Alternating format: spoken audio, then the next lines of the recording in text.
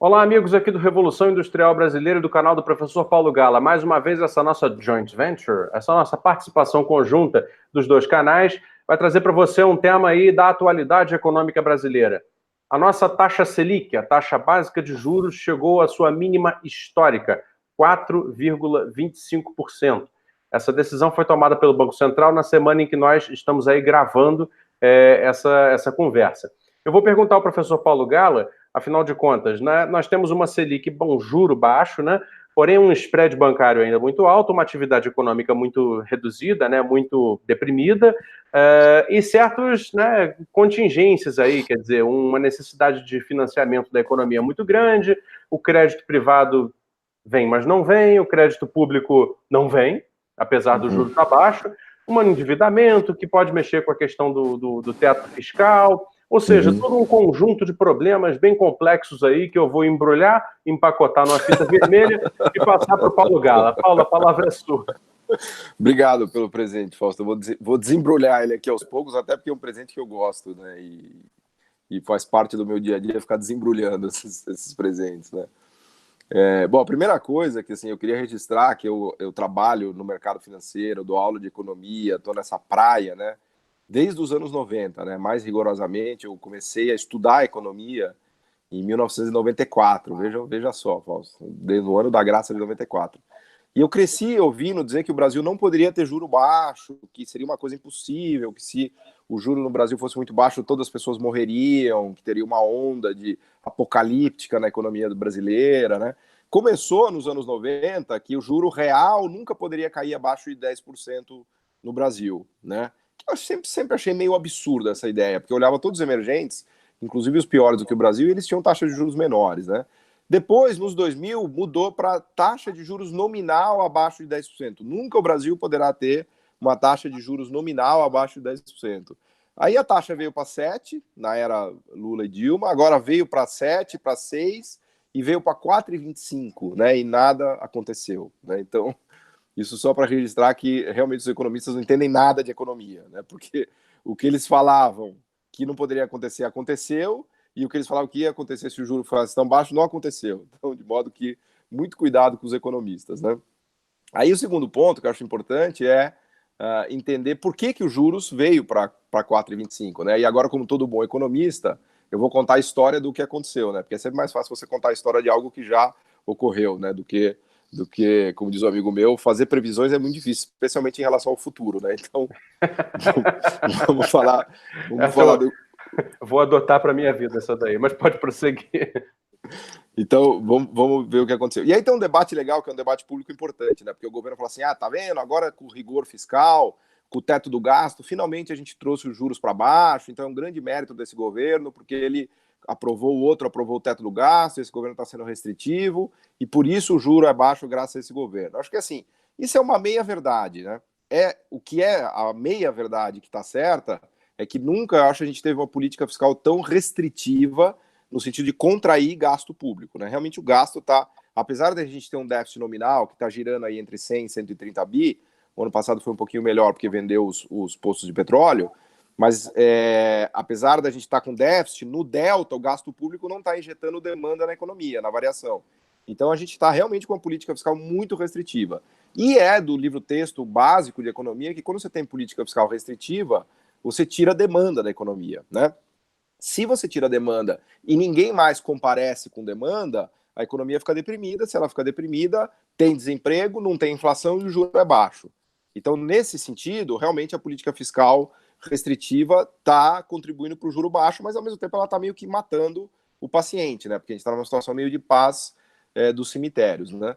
Mas não foi só isso. Eu acho que também a onda de expansão de crédito, no que eu chamo de uma espécie de bolha da era Lula e da era Dilma, que depois implodiu em 2014, 15, 16, a gente poderia ficar horas aqui falando por que implodiu, de quem foi a culpa, se foi do Levi, se foi da Dilma, se foi do Lula, se foi do BNDES, se foi o represamento de preços administrados, se foi o choque da Selic, enfim, N fatores que explicam esse acidente de avião, que aliás está muito bem retratado nesse livro aqui da minha amiga, que está maravilhoso, vou fazer aqui um merchanzinho, que é da Valsa Brasileira, que eu ganhei de Natal, inclusive eu gostei tanto que eu estou gravando um curso junto com a Laura, um curso EAD, sobre esse livro, que, a meu ver, é o que melhor explica essa crise brasileira do 14, 15, 16. Fica a sugestão também, se você não leu, leia.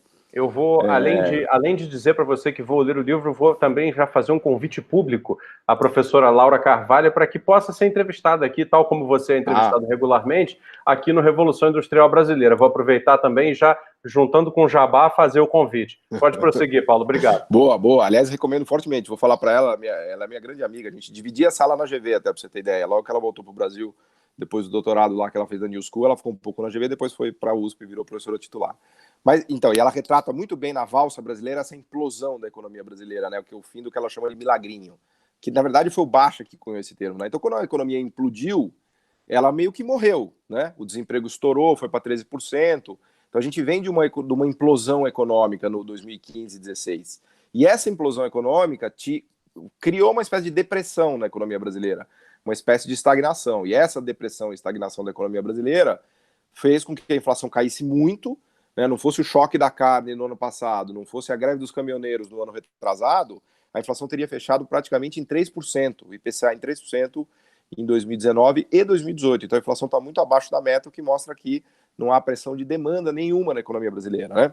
Então é uma economia meio que semi-morta, estagnada, e o Banco Central tentando estimular ela, reduzindo o Selic, e ao mesmo tempo o governo contraindo o gasto, e aí ele não consegue estimular a economia, porque só a política monetária está sem potência, né? Porque ela teria que estimular os empresários a investirem mais, mas eles não querem, porque já estão endividados, porque tem muita capacidade ociosa, porque perderam o bonde da tecnologia, os consumidores também estão meio desgostosos, porque ainda tem dívida, tem medo de perder emprego, os salários não sobem, muitos foram recontratados por salário mais baixo, então a gente está num quadro realmente de estagnação, de quase depressão, e a política monetária está fazendo o que ela deve fazer, que é tentar baixar ao máximo para ver se estimula a economia, né? Então eu acho que as duas explicações são essas, né?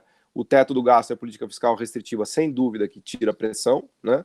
E a implosão da economia que veio lá de 14, 15, 16 nos colocou numa semi-estagnação, né? Essa semi-estagnação, ou quase depressão, aliás, só uma piada infeliz aqui, Fausto, até de mau gosto, mas sabe qual é a diferença entre estagnação, entre recessão e depressão?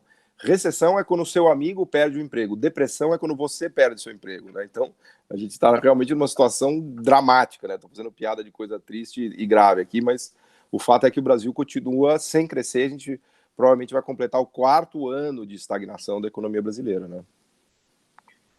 É complicado, né? Complicado. Agora, Paulo, aproveitando os últimos minutos aqui desse vídeo, eu queria te perguntar o seguinte: você tem uma ideia e gravou ela dentro de um vídeo que tem um título muito chamativo e que já circulou muito pela internet, eu já assisti algumas vezes, e que você diz o seguinte: a morte dos juros no mundo, né?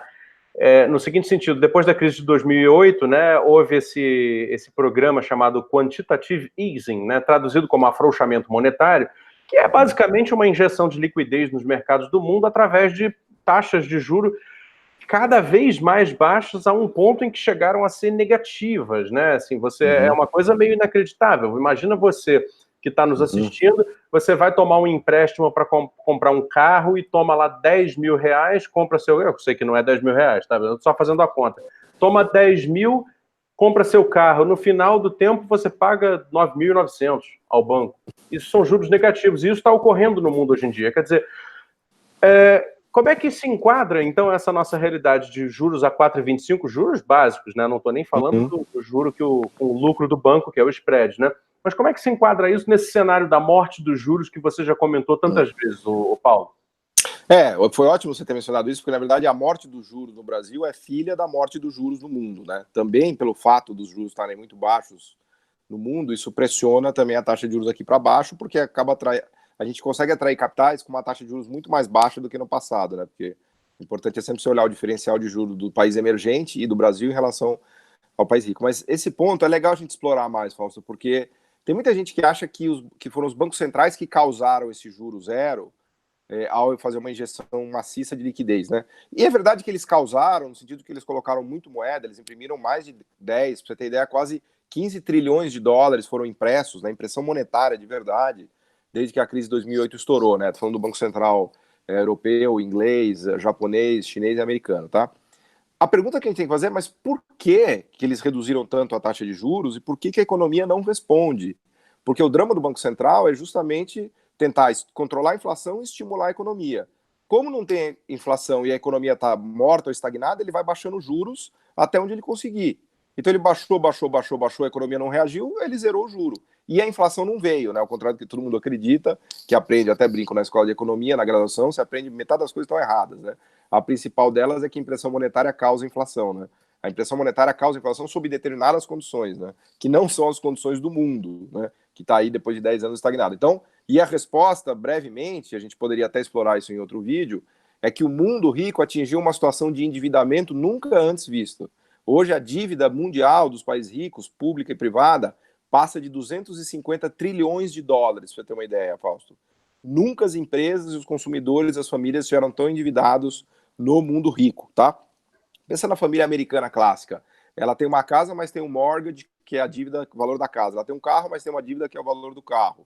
O filho vai para a escola, mas ela tem uma dívida estudantil. Então, de verdade, quase metade dos americanos não tem ativo nenhum. Eles são totalmente alavancados, né?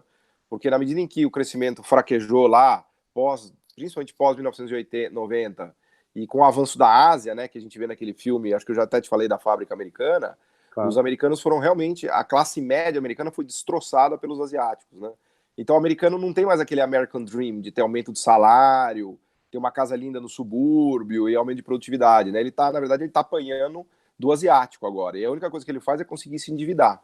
Então, de forma ultra resumida, a gente criou uma dívida explosivamente grande no mundo, e o Banco Central, e isso daí as pessoas não consomem mais, não investem mais, porque elas nem têm ganho de salário consistente, nem podem se endividar mais, e o Banco Central fica cortando juros para tentar estimular, mas também não consegue. Então, só restaria a via do investimento público, do investimento principalmente em infraestrutura, que poucos governos estão querendo fazer. O que o Trump fez foi cortar mais imposto, que deu uma ajudadinha, mas também não resolveu o problema de vez, né?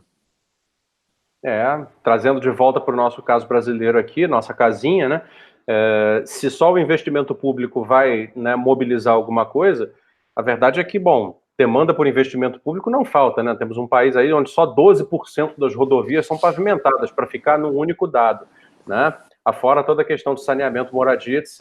Mas, enfim, existe essa crença aí que nos governa agora de que o investimento privado virá de algum lugar para nos salvar. Vamos ver o que acontece. Paulo, muito obrigado por mais essa participação aqui com a gente no Revolução Industrial Brasileira. Você que nos assiste, se inscreva no Revolução Industrial Brasileira e no canal do professor Paulo Gala. Vai aprender bastante e tirar um pouco desse ruído monotônico do debate econômico que você vê aí na televisão, né? Um abraço aí para vocês, até uma próxima.